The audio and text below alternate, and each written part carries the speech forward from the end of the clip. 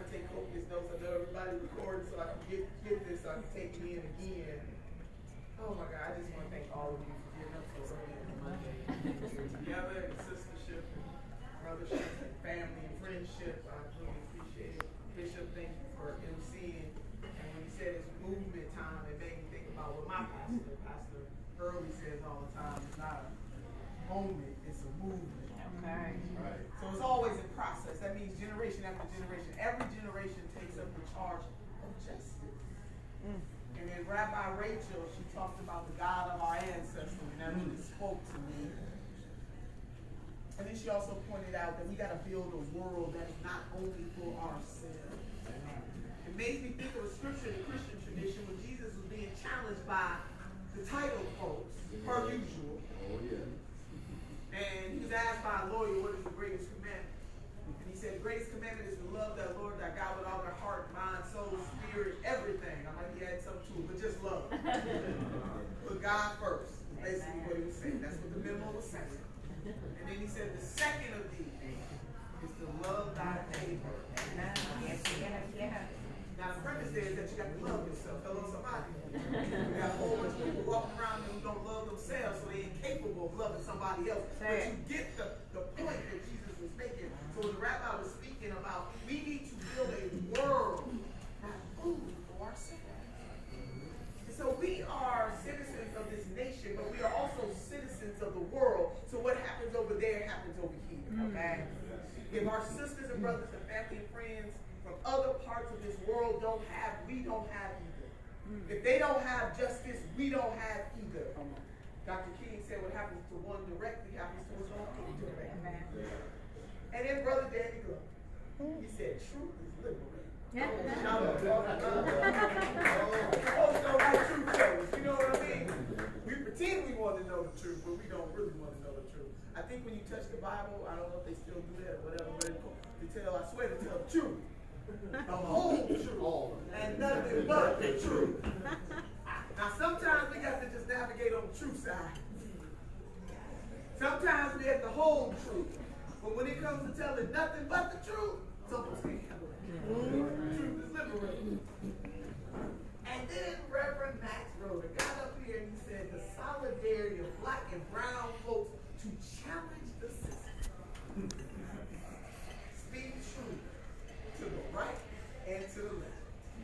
I want you to know Sister Turner specializes in that. That's why I got these haters on me right now. Because I specialize in telling the truth on the right and on the left. My dear sister, Congresswoman Cori Bush, could not fly in here. This is just sticking with me.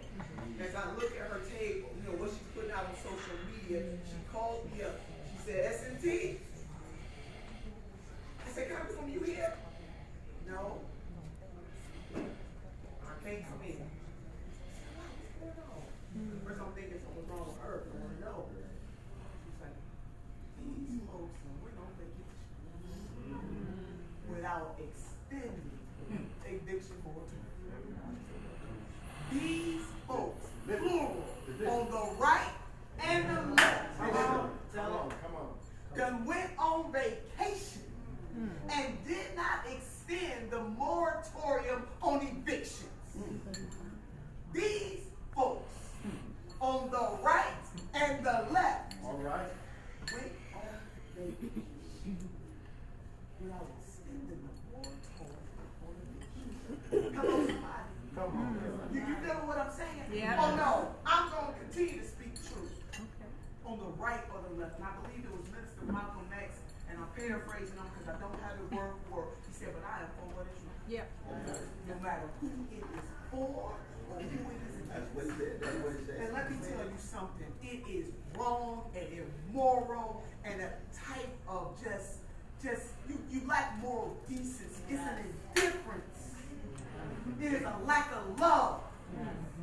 But you done took an oath of office, you done sat up here and got these people to vote for you, and the most privileged people in this country who were hired to do one thing. Yep. Just one thing only. And that is to represent the interests of the people on the right, Reverend, and on the left went on vacation.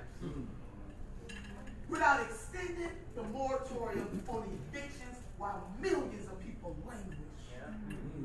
And not just the people who need that roof over their head, but we got some landlords, some people who own the property, where they not, all them people are not big time conglomerate type landlords. They getting that rent to pay the mortgage. It's a domino effect. These folks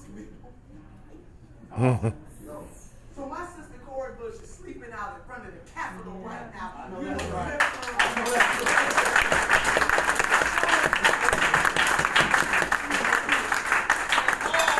sisters and brothers and family and friends who have joined her, but it takes somebody to lead. And she is doing that. So Dr. Cornel, none of us need to ask anybody else's permission about who we need. There's a song titled Love for You. If it wasn't for love, I wouldn't be standing here today. Not just the love of my parents and my dad is here today, and some of my siblings are here today, and I love them. They're standing in for the rest of my family, but love lifted me. Amen. And that mama who is not alive today, but I believe she's in another plane of existence. Love lifted me. And so I don't believe that we can serve that which we do not love. And this is not just about the people who got the fancy titles, but my God, they ran for office telling people, put me in. Put me in, coach. We're going to extend, we're going to get you some money. Put me in. Put me in. Because we're going to do better than that other guy. Put me in. And you're going to be able to tell the difference between us and them. Amen. They went on vacation. Give me your money and put me in. Reverend, I'm going to tell the truth on the right of the left. You know, I just don't understand that. So I love, it is for love that I do speak the truth. At times the whole truth, and other times nothing but the truth. So help me God. And they got some folks rapping. But I'm glad they rap. I want them to be uncomfortable. Why is it that the poverty kids get to be comfortable? And the poor people uncomfortable. No, it's time for us to make them uncomfortable. So they can do what they want to do, but what's going to happen here, what's going to continue to happen here, is they're not going to be able to do that and be comfortable. We got to call these folks out. We got to unify, unite. We got to do what my brother Michael Render, a.k.a. Killer Mike, says. We got to plot, plan, strategize, organize, mobilize.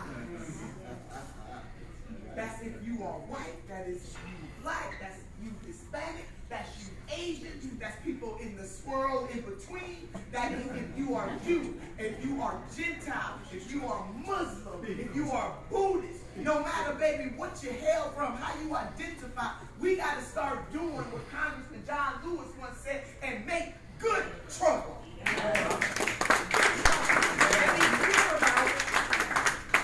see, I don't understand this, folks. Great things have never happened of social economic consequence without somebody being willing to go against the status quo and put something on the line. The ancestors of black folks made good trouble, otherwise we still be in shackles and chains. Hello, somebody. Now we're not going to argue that we still got some stuff we got to correct in the 21st century. No doubt. But think about the types of people that are bumping up against a big body movement.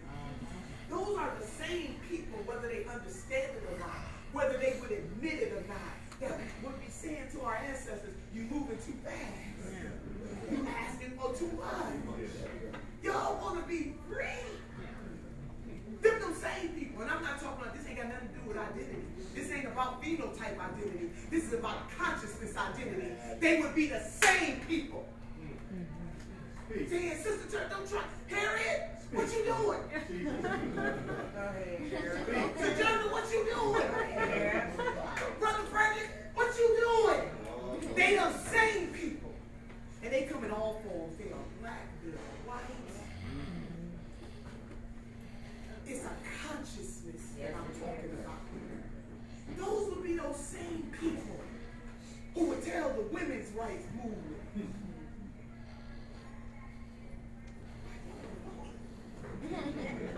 You're moving too fast. You're asking for too much. They were told Dr. Alice, oh, why you got yourself changed? You're a radical. You changed yourself up to the gates of the White House. Something wrong with you, sister. The same people who lock some of them women up and force fed them. See, fighting for justice is not pretty. People got this wrong. Fighting for justice is messy. It is aggressive. It is radical. It is in your face.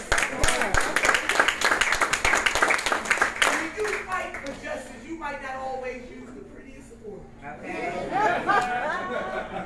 But no, can I just say a few words? I don't know what she's going to say. Look, I'm saying. I got more folks. Not more folks. There's not exaggerated. Some people are more concerned about some colorful language that I use to define neoliberalism and neo-fascism than they are about the fact that Cleveland is the poorest large city in the United States of America.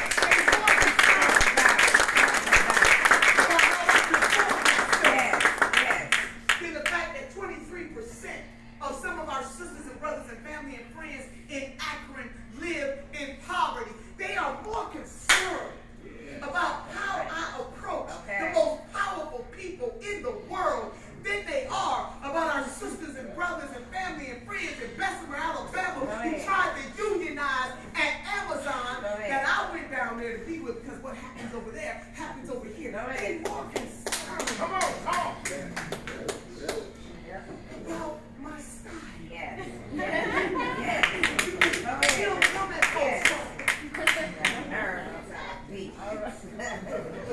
The Jesus that I serve is not going to overtake you.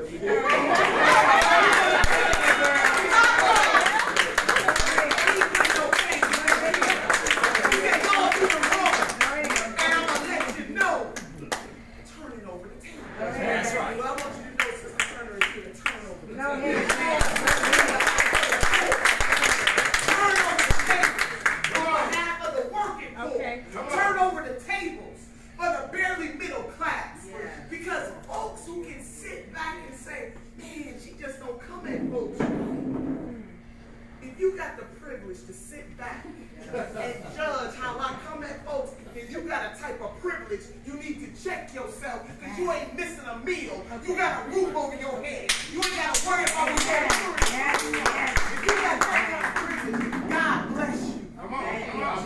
But I'm on a different kind of assignment. Folks went on vacation, and then folks got a nerve to question me. Then they want to know, Bishop, is she a real Democrat? Okay. Yes. So then I got to spend my time instead of focusing in on poverty. Okay. Instead of talking about the fact that women deserve their whole damn. Okay. Yes. Instead of continuing to fight for justice, I got to take my time, Rabbi, to go down my Democratic bona fides. Let's see. Served on the Cleveland City Council. Okay. As a Democrat. Okay. Was blessed to go to Ohio State as a Democrat. Right. Was even the whip. Hello, somebody. A Democrat. 2014, I was the Democratic nominee for Secretary of State. Go ahead. After that, I served side by side with Chairman David Pepper as the chair of party engagement for the Ohio Democratic Party. After that, I went to work and be side by side with Senator Bernie Sanders. Didn't work for him that time. Let me back that up. But was a national surrogate for him. After that, I helped to lead his national organization going across this country to help get progressive folks elected to office. 99.9% of them were Democrats. Go ahead, girl.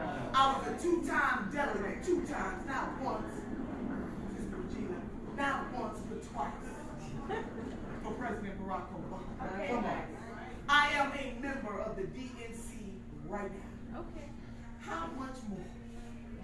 Yeah. How much more? How much more do they want from me? What they don't like is not about, they want you to obey. Yeah. See, my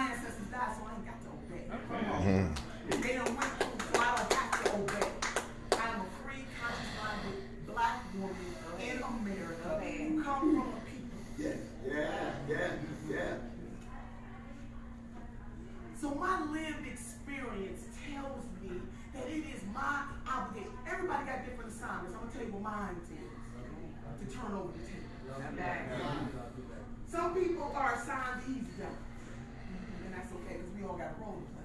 Some of us got the hard job. We got the family New Hamer job. We got the family of Lewis job.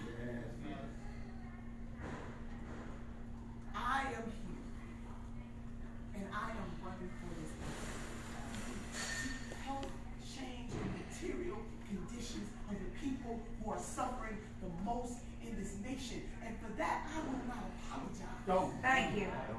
So instead of people being more concerned about my presentation or the words that I say, why don't we unite for justice and make this world a better place instead of trying to take away my agency? And then there's colorism to this too, but I'll say that for another time. I see elders and posters. Yeah. Tell it. My team done posted up on me. I'm flowing right now. That guy's gonna be 10 more good niggas. It's my party.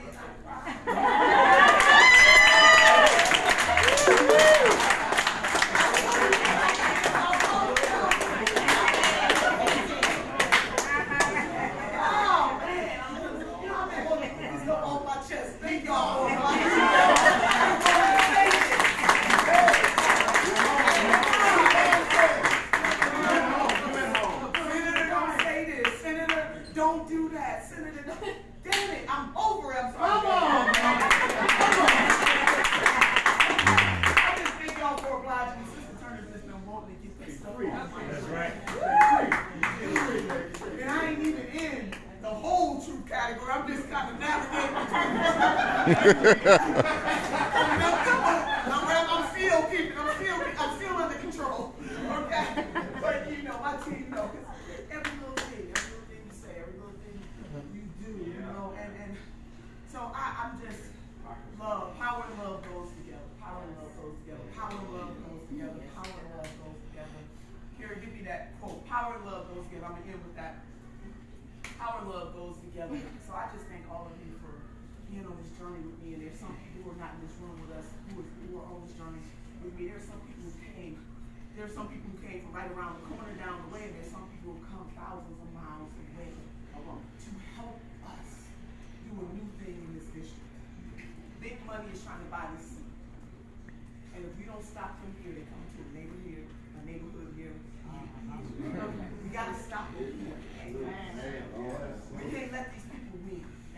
And I promise you that no matter what happens, Sister Turner's going to be on this journey for justice all over this country, starting with this district. I just want to ask y'all something. Can you visualize this? Karen gives me my famous quote, one of my favorite quotes that I have yet to memorize. If you were in the middle of an ocean, you were drowned, and you had to pick between, Bishop, come up here, I hate you, but I got to make you, okay. So, I want all of you to feel like you are in the middle of the ocean and you are drowning. Do you want, and Bishop ain't the right one to bring up here. Nobody in this room is a bad person. Right? And you drowning in the middle of the ocean, do you want the person who says, let me go get permission? Get permission. Let me go ask folks, is that all right?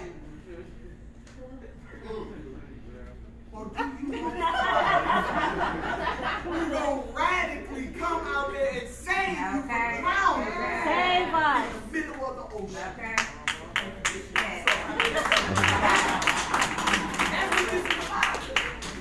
I'm going to radically come out and save some folks.